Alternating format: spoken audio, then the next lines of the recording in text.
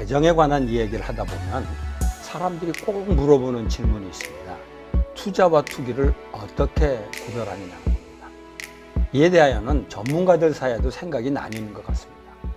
투자와 투기를 구분하는 엄격한 기준이 없다는 사람도 있고, 이 둘은 정확하게 구분할 수 있으며 또 구분해야 한다는 사람도 있습니다.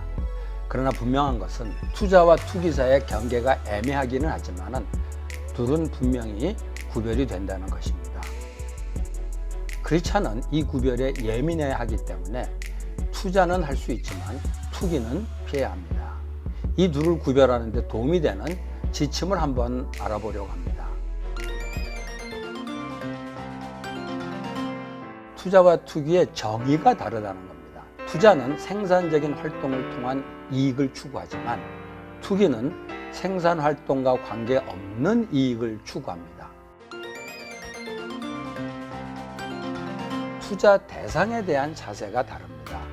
투자하는 회사에 대해서 연구해서 그 기업에 대한 지식을 가지고 있다면 투자이고, 투자 회사에 대한 지식이 없이 차익만을 추구한다면 투기를 할 수 있습니다. 이렇게 말할 수도 있습니다. 투자는 기업의 일부를 사서 그 기업이 성장하는 과정을 지켜보는 행위라고 할 수 있습니다. 그러나 투기는 단기적 주가 향방에 목을 매고 주사위를 던지는 행위와 같습니다. 투자는 돈의 성격이 다릅니다. 저축한 돈을 마중물 삼아서 하는 것은 투자입니다.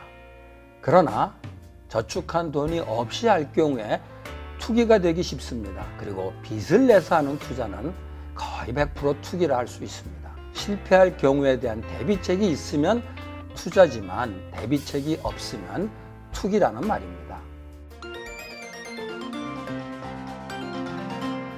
투자 기간이 다릅니다. 한 6개월 정도 지키고 있으면 투자라고 할 수 있죠. 그 전에 매매를 한다면 투기일 가능성이 높습니다. 장기적인 가치에 관심을 두면 투자이나 단기적인 가격 변동에 예민하면 투기가 되기 쉽습니다. 투자 방법이 다릅니다.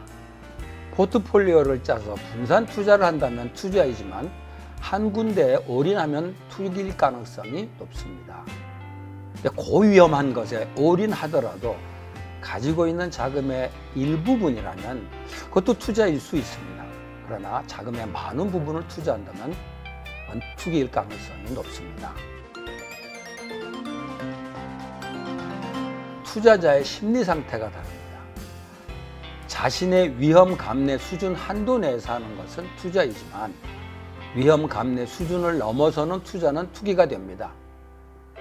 재정에 관한 지식이나 기술이 있는 사람이 합리적으로 하는 것은 투자이지만 재정에 관한 지식도 기술도 없는 사람이 운을 기대하고 하는 것은 투기가 됩니다.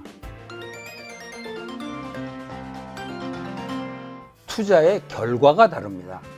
투자는 경제 규모의 확대와 경제 성장을 낳는 데 비해 투기는 단순히 경제의 버블을 낳습니다. 투자는 개인의 유익이 사회에 더 기여하는 바가 있지만 투기는 개인의 유익이 사회에 부정적인 영향을 미칩니다.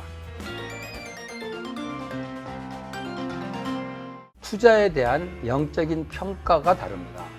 자본주의 시스템은 하나님께서 이 땅에서 사람들이 살아가는 데 필요한 것들을 채우는 수단으로 허용한 일반 은총이라고 생각합니다. 이런 자본주의 시스템에서 투자는 하나님이 허용하는 범위 안에 들어갈 수 있지만 투기는 하나님이 허용하는 범위 안에 들어가지 않습니다. 투자와 투기의 차이는 행운에 기대하는 정도가 다르다는 것입니다. 투자에 비해 투기는 압도적으로 행운에 의존하는 경향이 있습니다. 고대 로마인들은 행운의 여신 포르투나를 섬겼는데 투기는 투자보다 훨씬 더 행운의 여신을 숭배하는 우상 숭배에 빠질 수 있음을 기억해야 합니다. 크리스찬이 투자할 때 주님과 영적인 교제를 게을리해서는 안 됩니다. 만일 크리스찬이 투자에 집착해서 주님과 영적인 교제가 끊어진다면 투자하는 일을 중단하는 것이 좋습니다. 그것이 객관적으로 볼 때 정상적인 투자라 하더라도 이것을 영적으로 보면 주님 대신 돈을 선택한 투기가 될 수 있기 때문입니다. 투자는 크리스찬이 할 수 있는 경제 활동입니다. 그러나 그것이 투기로 변하는 순간 크리스찬은 영적인 면에서 경고등을 울려야 합니다. 그때부터 그의 행동은 경제적인 활동을 넘어서서 하나님의 뜻을 거스리는 활동이 될 수 있기 때문입니다.